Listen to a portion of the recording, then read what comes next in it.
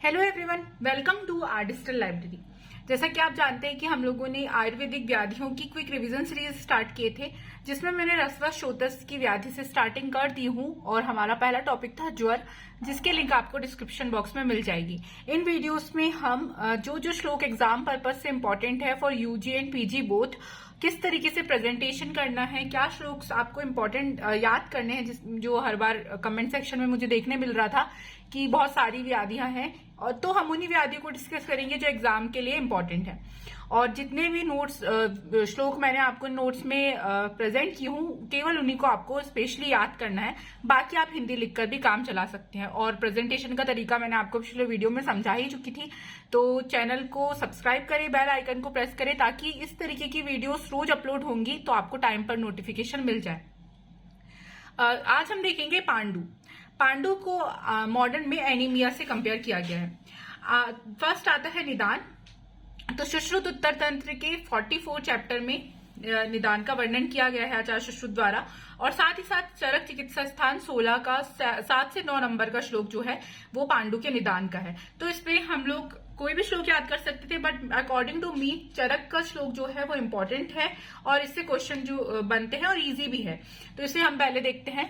क्षार अम्ल लवण अति उष्ण विरुद्ध असात में भोजनात्, यानी क्षार अम्ल लवण अति उष्ण जो सारे चीजें हैं ये पित्त को बढ़ाती है, विरुद्ध और असात में भोजन करना, निष्पाम मांस पिण्याक तिल तेल निषेवनात्, यानी रेगुलर बेसिस पे सेम उड़द पिण्याक यानी खली तिल तेल का सेवन करना, विदग्धे अन्य दिवस स्वप्नात् आव्यायाम मैथुनस् तथा, यानी विदग्ध अन्न ऐसा अन्न जो दाह उत्पन्न करे, अधिक मात्रा में दिवस स्वप्न करना, व्यायाम करना और मैथुन करना, प्रतिकर्म तु वैषम्यादि, यानी चिकित्सा का विषम प्रयोग, और वेगा नाम च विधारणात्, वेगों को धारण करना, काम चिंता भय क्रोध शोको उपहत चेतसा, बहुत ज्यादा काम चिंता भय क्रोध करना, ये सारे निदान सेवन से पांडु व्याधि उत्पन्न होती है।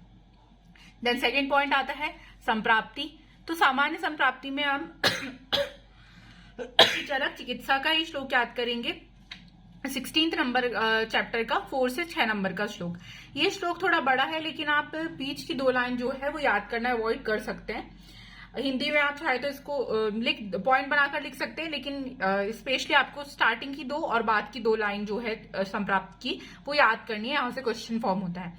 तो आचार्य चरक ने क्या बोले हैं, दोषा पित्त प्रधानश्चु यस्य कुप्यंती धातुषु शैथिल्यम तस् धातु नाम गौरवम च उपजायते, यानी ये पित्त प्रधान वातादि दोष पित्तज व्यक्ति के रस आदि धातु में प्रकुपित हो जाते हैं, जो धातुओं में शिथिलता और भारीपन उत्पन्न करते हैं।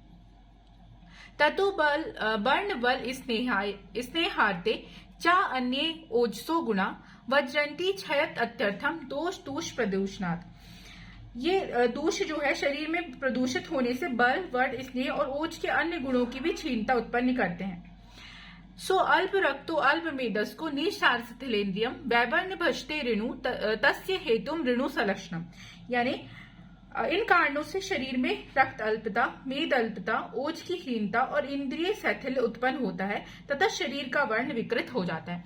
तो ये सामान्य संप्राप्ति का श्लोक था। इसको आप पॉइंट वाइज भी एक्सप्लेन कर सकते हैं यदि क्वेश्चन जो है लेंथी है, नहीं तो श्लोक लिखकर भी हमारा काम जो है वो चल जाता है। देन थर्ड पॉइंट मैंने आपको पिछले वीडियो में बताई थी कि यदि लेंथी क्वेश्चन है तो आपको संप्राप्ति चक्र बनाना है। संप्राप्ति चक्र क्या होता है, तो जो भी हमने संप्राप्ति का श्लोक बोला उसको आप हिंदी में पॉइंट वाइज एक फ्लो चार्ट के फॉर्म में प्रेजेंट कर सकते हैं। जनरली बुक्स में ये दिया हुआ होता है। देन फोर्थ संप्राप्ति घटक। तो संप्राप्ति घटक दोष दोष शोतस क्या इन्वॉल्व है, तो दोष जो है पांडु में पित्त प्रधान त्रिदोष होता है। दोष में रस रक्त मांस आदि धातुएं, शोतस रसवा शोतस की व्याधि है, और साथ ही यहाँ पर रक्तवा शोतस भी इन्वॉल्व होता है, तो ये इंपॉर्टेंट है। देन शोतो दुष्टि में संघ या विमार गमन, संघ यानी ऑब्स्ट्रक्शन, और विमार गमन यानी पित्त जो है वो अपने मार्ग से हटकर दूसरे मार्ग में चला जाता है। देन अग्नि जो होगी वो मंदाग्नि होगी यहाँ पर। देन थर्ड पॉइंट आता है पूर्व रूप। तो पूर्व रूप आपको जनरली या तो आप चरक चिकित्सा स्थान का 16 चैप्टर का 12 नंबर का श्लोक याद कर सकते हैं, या फिर सुश्रुत उत्तर तंत्र 44 चैप्टर का 5th नंबर का श्लोक, दोनों में से कोई भी एक श्लोक आप पूर्व रूप के लिए याद कर सकते हैं। आचार्य चरक का श्लोक है, हृदय स्पंदनम रोक्षम, स्वेद अभाव समस्त था, यानी हृदय में स्पंदन होना, पाल्पिटेशन, रोक्षम यानी रफनेस ऑफ बॉडी, स्वेद अभाव यानी लॉस ऑफ स्वेट, और श्रमस तथा यानी लिथार्जीनेस। फिर आचार्य सुश्रुत ने क्या बोले हैं, त्वक स्फुटनम, स्टीवनम गात्र साधु, मृत भक्षणम, प्रेरण कूट शोथा, यानी त्वक में स्फुटन यानी क्रैकिंग, बार बार थूकने की प्रवृत्ति, अंगों में शिथिलता, मृदिका भक्षण यानी मिट्टी खाने की इच्छा का होना, फिर प्रेरण कूट शोथा यानी इडीमा इन आईलिड्स, विंड मूत्र पीतत्वम अथा विपाको भविष्य पुरासराणी, यानी मल मूत्र का पीला होना और भोजन का असम्यक पाक होना। ये पूर्व रूप आचार्य सुश्रुत ने वर्णित किए हैं। देन सामान्य लक्षण में श्लोक इंपॉर्टेंट नहीं है हमारे लिए याद करना।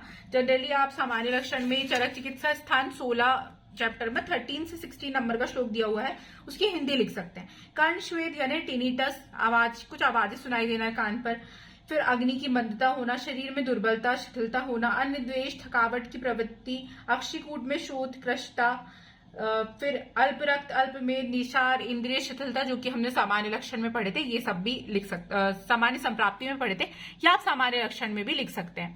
देन आता है नेक्स्ट पॉइंट, भेद। आचार्य चरक के अनुसार पांडु के 5 भेद बताए गए हैं, वातज, पित्तज, कफज, सन्निपातज और मृदिका भक्षणजन्य पांडु, जो कि बहुत इंपॉर्टेंट है। पूछा जाता है कि मृदिका भक्षणजन्य पांडु का वर्णन किसने किया है, तो आचार्य चरक ने किए हैं। और आचार्य सुश्रुत के अनुसार पांडु रोग के 4 भेद बताए गए हैं, वातज, पित्तज, कफज और सन्निपातज। फिर भेद अनुसार लक्षण, तो ये क्वेश्चन जब 10 मार्क्स का क्वेश्चन हो तो वहां पर आपको भेद अनुसार लक्षण का वर्णन करना है। इसमें वातज, पित्तज, कफज के सामान्य लक्षण लिख सकते हैं आप, सन्निपातज में मिश्रित लक्षण आएंगे, और स्पेशली मृदिका भक्षणजन्य पांडु जो है वो आपको एक्सप्लेन करना पड़ेगा। तो इसके लिए आप चरक चिकित्सा स्थान 16वें चैप्टर का 29 से 30 नंबर का श्लोक याद कर सकते हैं। मृदिका भक्षणजन्य पांडु के लिए एक इम्पॉर्टेंट है, क्योंकि स्पेशल वर्णन किया गया है, इसलिए इसका श्लोक जो है वो इंपॉर्टेंट हो जाता है। इसमें क्या दिया गया है श्लोक, सून गंड अक्षिकूट गंड भ्रू सून पान नाभि मेहना, यानी अक्षिकूट गंड स्थल भ्रू प्रदेश में शोथ उत्पन्न, स्वेलिंग उत्पन्न होना, पैर, नाभि प्रदेश और मूत्र इंद्रिय में शोथ उत्पन्न होना, कृमि कोष्ठो अतिसार्येत मलम सास्रक कफान्वितम, यानी उदर में कृमि उत्पन्न होना और रोगी को रक्त और कफ मिश्रित मल का त्याग होना। ये सारे लक्षण मृदिका भक्षणजन्य पांडु के हैं। जब ये लेंथी क्वेश्चन होगा तब आपको भेद अनुसार लक्षण जो है एक्सप्लेन करने हैं, यानी 5 मार्क्स में सिर्फ आप नाम लिखकर छोड़ सकते हैं। देन आता है चिकित्सा। तो चिकित्सा में हम कुछ पॉइंट्स लिखेंगे, लाइक निदान परिवर्जन, ये आप सारी डिसीजेस में लिख सकते हैं। जो भी निदान सेवन कर रहे हैं यदि उसको बंद कर दिया जाए तो व्याधि जो है वो कुछ हद तक अपने आप ठीक हो जाएगी। सेकेंड, पांडु रोग में आपको आभ्यंतर स्नेहन, तीक्ष्ण वमन, तीक्ष्ण विरेचन और रक्त और रस्ती का प्रयोग करना है। तो ये हमारा क्विक रिवीजन था पांडु व्याधि का। होप कि आपको अच्छा लगा होगा। आगे भी हम इसी तरीके की श्रोतस वाइज डिसीजेस जो है वो कवर करेंगे। So stay connected with our digital library for more videos.